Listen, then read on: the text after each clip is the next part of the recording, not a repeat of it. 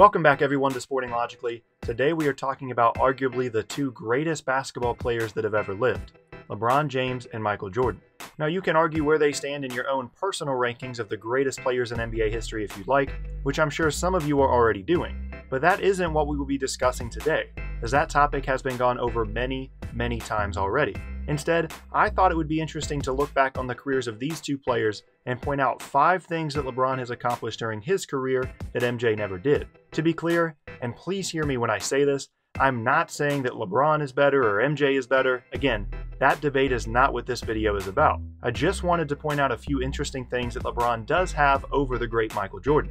So let's go ahead and get started. Number 1, lead his team in scoring in the regular season without taking the most shots per game. Even as a young player with the Chicago Bulls in his first few seasons, Michael Jordan made it clear that he was the offensive alpha dog on the team.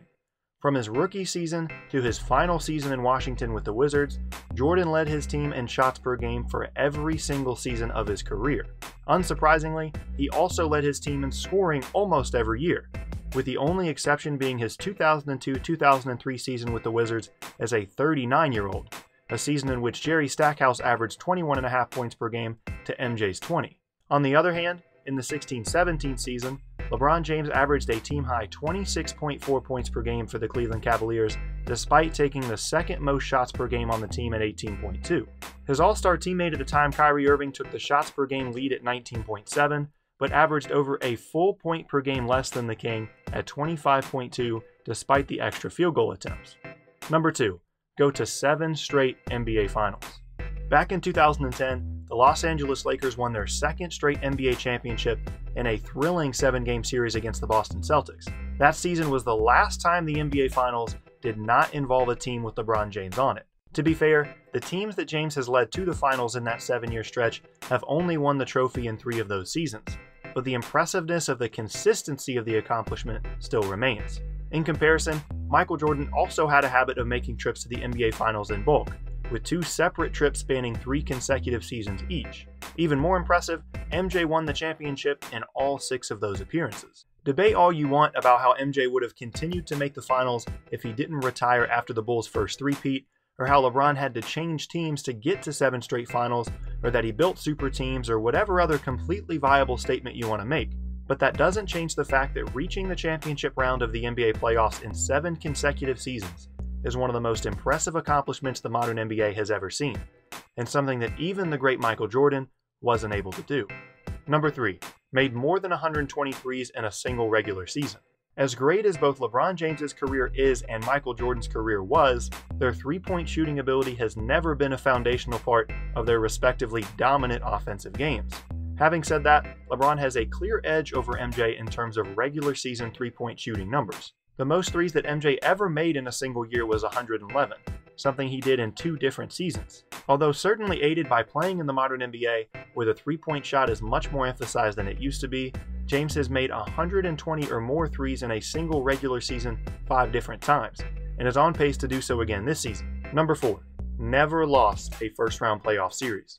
Despite all of Michael Jordan's eventual greatness, the beginning of his career didn't come without its struggles. Over a 3-year period from 1984 to 1987, his Bulls lost in the first round of the Eastern Conference playoffs every single year, something that has never happened to LeBron James to this point in his career. In total, LeBron holds a 48-7 overall record in the first round of the playoffs and has won each of the 12 first-round series his team has appeared in.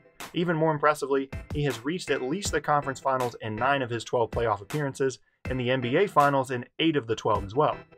In the end, what most people talk about when comparing the 2 players is Jordan's incredible success in the finals. And although that is fair, it is also important to consider how impressive James's playoff success as a whole is, even if his NBA Finals record pales in comparison to MJ's.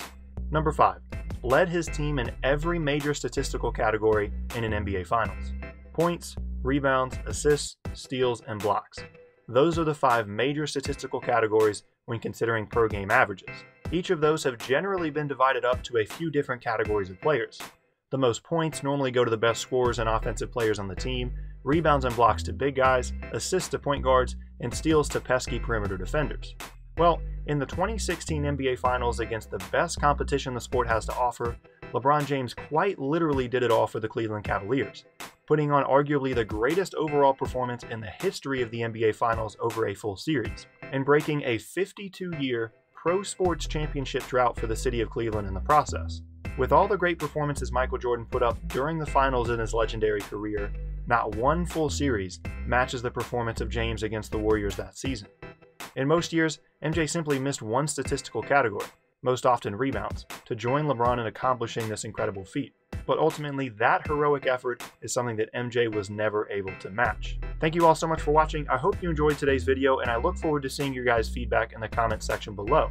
If you did enjoy it, be sure to leave a like rating down below, and if you'd like to see more videos just like this, then I'd really appreciate it if you subscribe to the channel. Thanks again, and I will see all of you guys next time.